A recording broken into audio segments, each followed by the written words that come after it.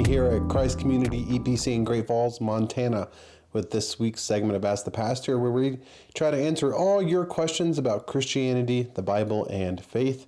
So thank you so much for joining us today. So a question I hear a lot is today's question, and it happens more and more often that people ask this question or some variation of it, especially in a culture that prizes inclusion and affirmation above nearly anything else. And the question for today is, should Christians embrace tolerance? It's a fair question, but it's a loaded one. And so before we can even begin to answer it biblically, we have to make sure we know what we're talking about. We have to make sure we're asking the question correctly, because how we define and understand the meaning of the word tolerance changes what our answer might be to that question. And so in today's Western society, tolerance is often understood and implied to mean full acceptance and approval of someone's beliefs, behaviors, or lifestyle, no questions asked. And if you disagree, you're not tolerant. You're labeled as hateful or closed-minded or a bigot. But classically and more accurately, what tolerance means is disagreeing with someone and choosing to live peaceably with them anyway. It assumes that you do disagree with them.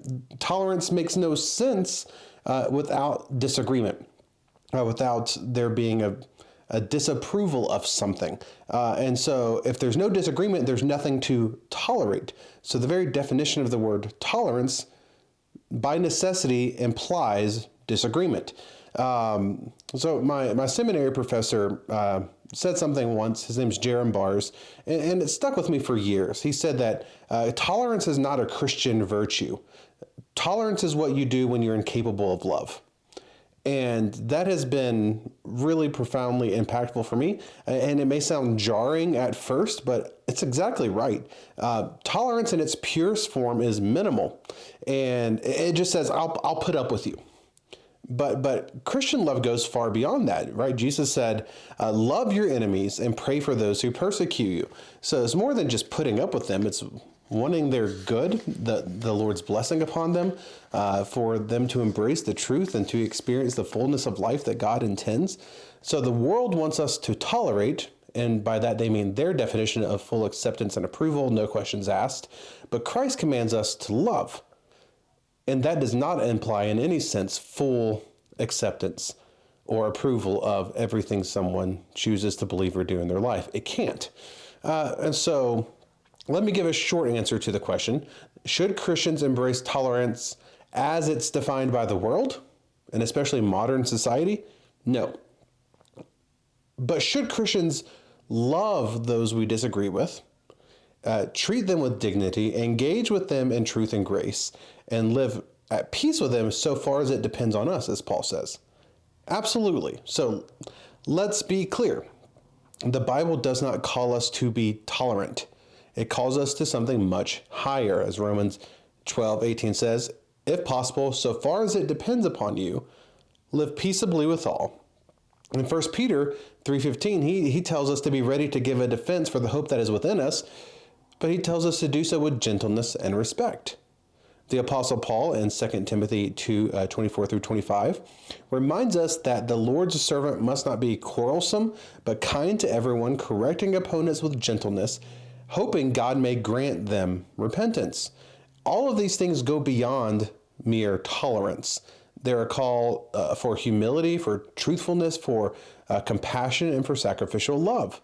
And so now let's step back a minute and think about the way the world talks about tolerance. And I want us to look at it philosophically, logically, because there are some really serious fallacies that are taking place in the modern world as they talk about being tolerant. And so first, what we see a lot in the modern redefinition or definition of tolerance is the idea of a false equivalence. And so what I mean by that is it's the idea that to disagree with someone is to hate them, to not openly affirm what they do, what they believe, how they live, is to, in that definition, hate them. And this is simply false. I can believe your beliefs or your lifestyle or anything you do is sinful or that your worldview is wrong and still treat you with kindness and respect and not hate you. In fact, love demands that I don't pretend lies are true.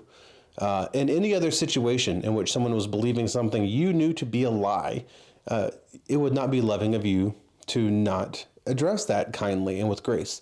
The second major fallacy we see is the fallacy of neutrality. Right? Our culture pretends that the tolerance stance, as they defined it, is a neutral stance, but it's not. Tolerance is not neutral. And it's just another moral stance. And so when the world demands you affirm what God forbids, it's not being neutral. It's being religious in its own secular way. And so the third fallacy we see a lot in the modern understanding of tolerance is the fallacy of redefinition, right? So tolerance has been redefined to mean approval, a meaning of the word that has never been present in the history of the use of the term.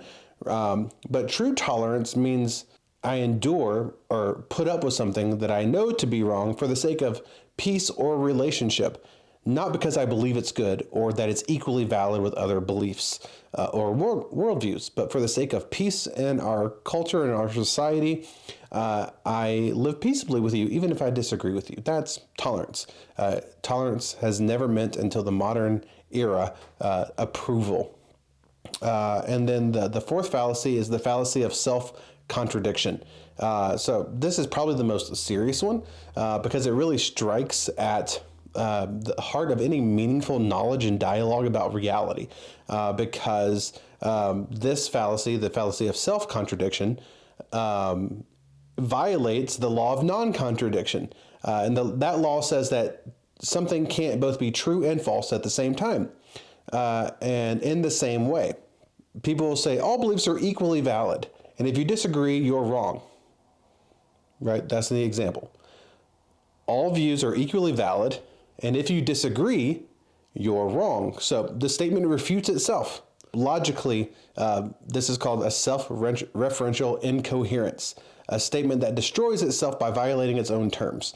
So ironically, the modern call for radical tolerance ends up being one of the most intolerant positions of all because it's a self-defeating. All views are fine except for the one that says that all views aren't fine. And well, why is that view not okay then? It's either all views are fine or all views are up for debate, but you can't say all views are fine except for the one that says not all views are fine. So we've come to a place where the demand, the modern definition of tolerance, the demand is not simply let me live how I want.